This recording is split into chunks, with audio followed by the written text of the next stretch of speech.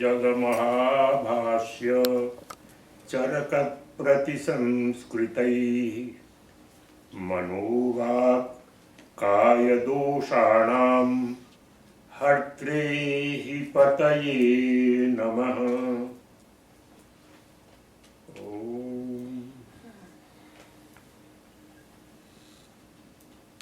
So, our President Hema ji, and just now we have heard so much from Anupam ji.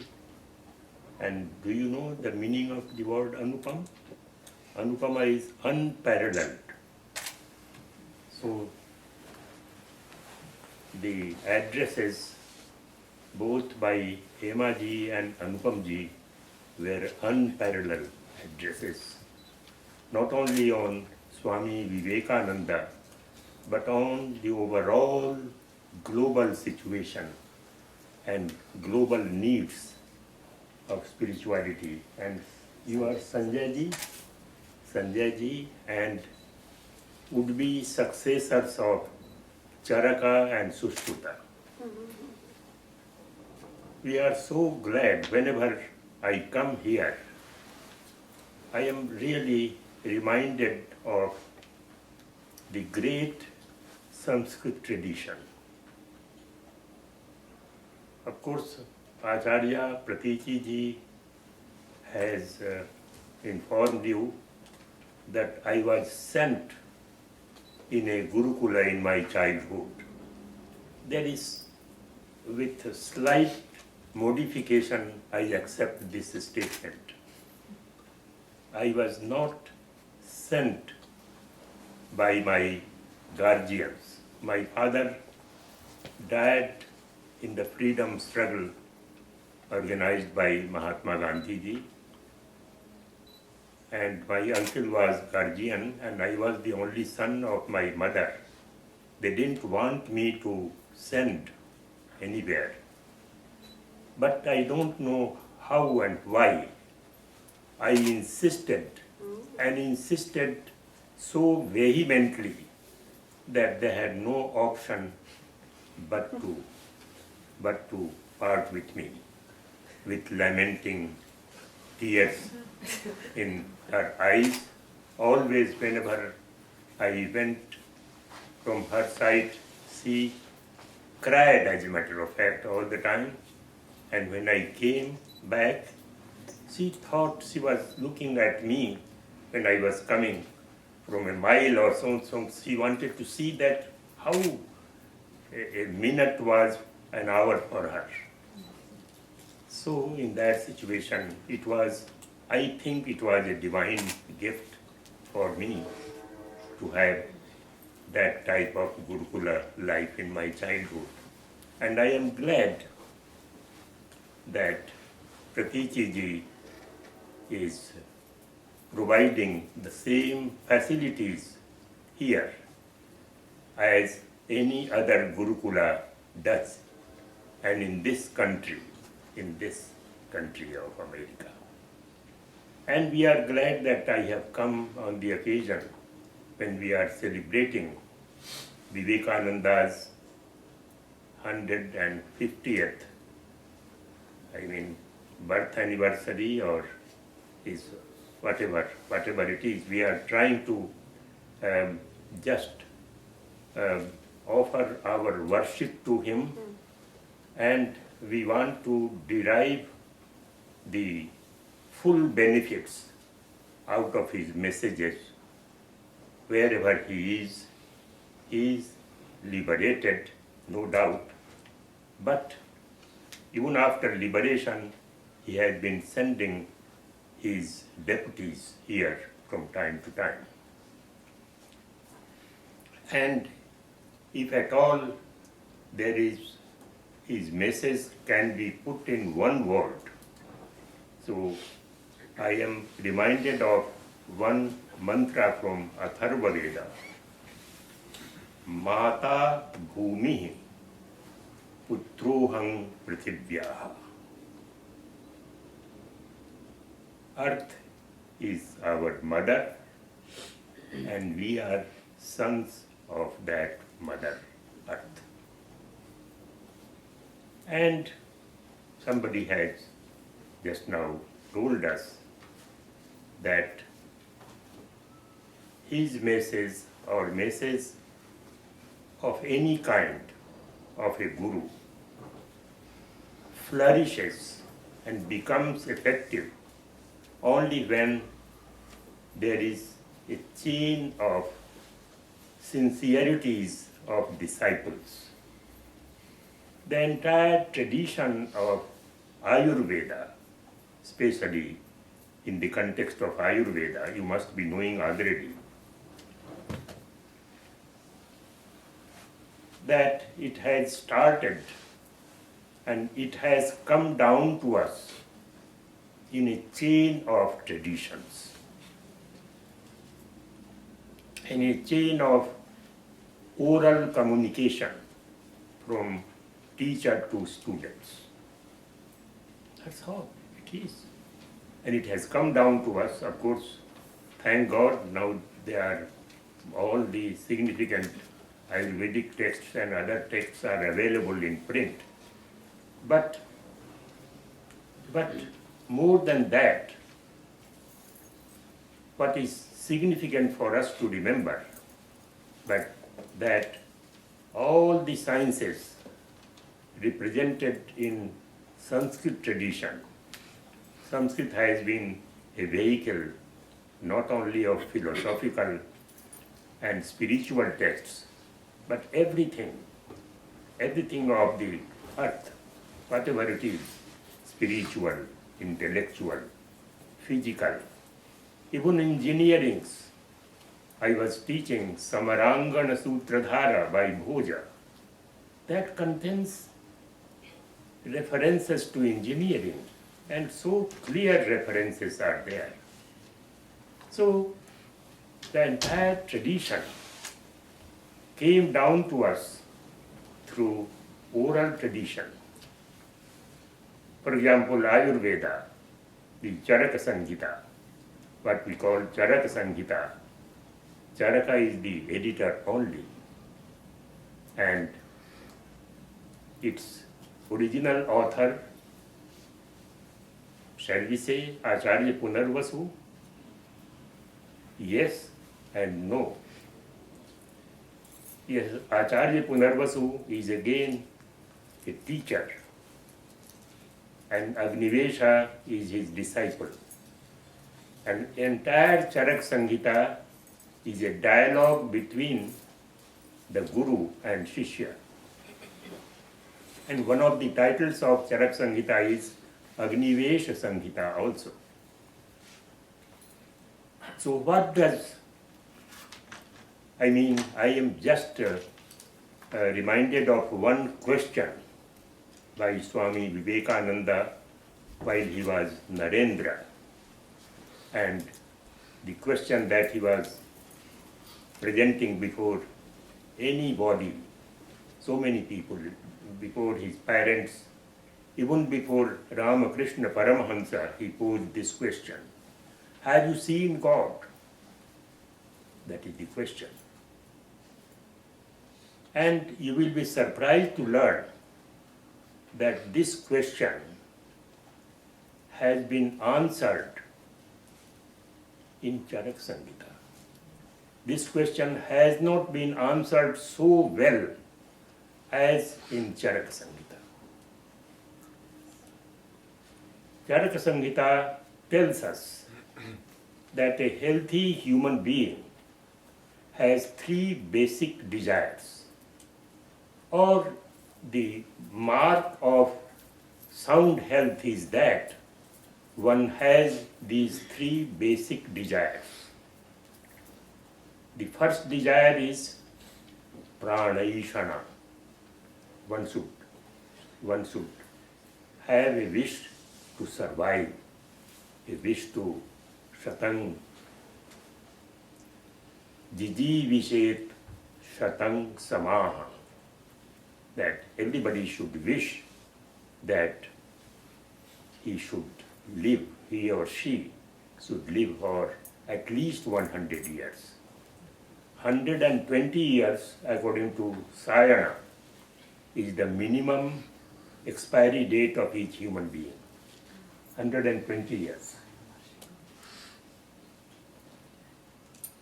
And the second wish everybody must have, is it a job of Ayurveda, a text which is translated in English as Science of Medicine? So can a science of medicine talk of wealth? Not at all. It is a science of longevity.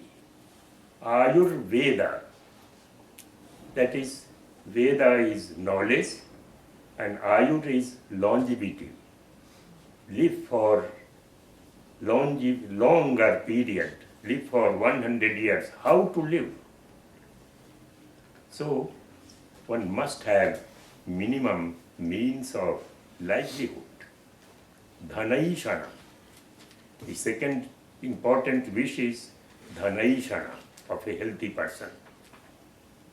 And elsewhere it has been stated, Nahi yata papiyah kimapi yat anupakaranasya dirghamayu.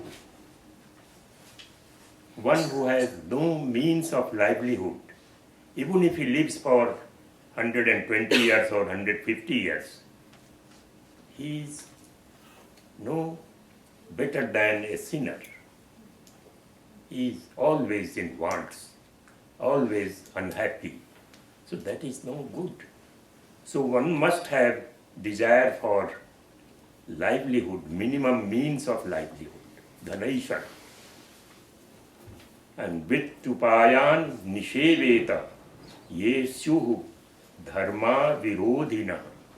One should adopt such means of livelihood which do not go against the principle of righteousness, and but one must earn. It is not sitting idle that will do, that will make us healthy. And then after you have wished your long life and you have got plenty, you cannot be happy unless you have paralokaishana. Paralokaishana. The very name of that chapter in Sutrasthana, the very title of that is Tisraishana. So, about that, he questions why to have a desire or why to have a wish for other world. Nobody has seen the other world. Nobody had seen God. So then it answers, it questions and it also gives answer that there are so many factors responsible for invisibility of something.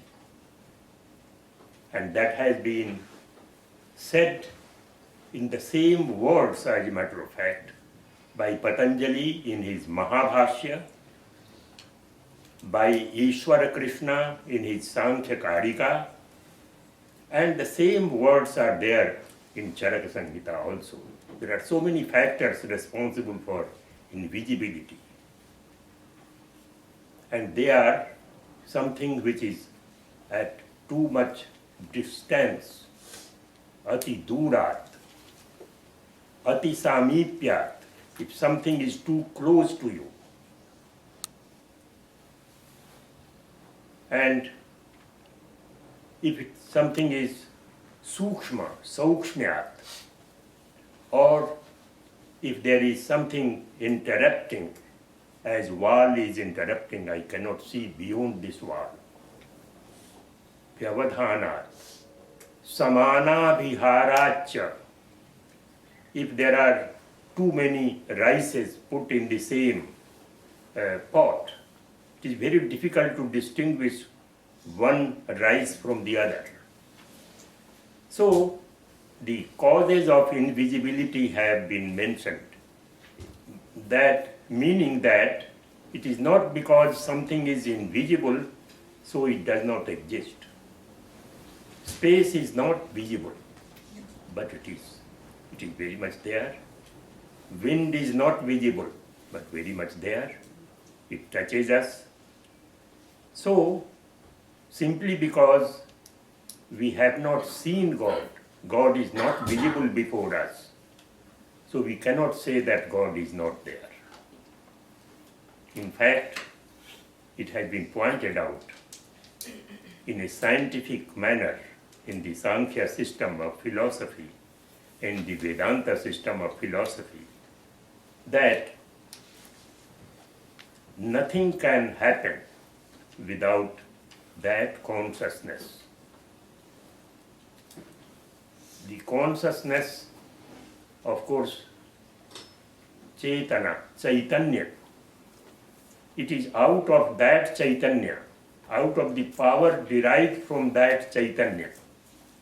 We are, our indriyas, our mind, they are all insentient. None of them is Chaitanya.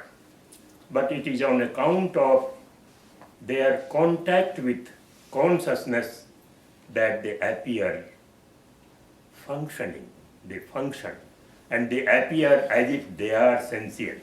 But they are not sentient. And unfortunately, the one Chaitanya that is source of all activities, all sentience, that on account of its association with insentient, it starts thinking that it is happy, it is unhappy, it is working, even though it has nothing to do with any of these functionings. Nothing, no function. It is simply a Sakshi Bhutam, Sarvadhi Sakshi Bhutam. It is just an impartial witness of what is happening. But that impartial witness is on account of its contact with these insentient objects, indriyas, mind, and other things. It starts thinking that I am unhappy, I am happy, and all that.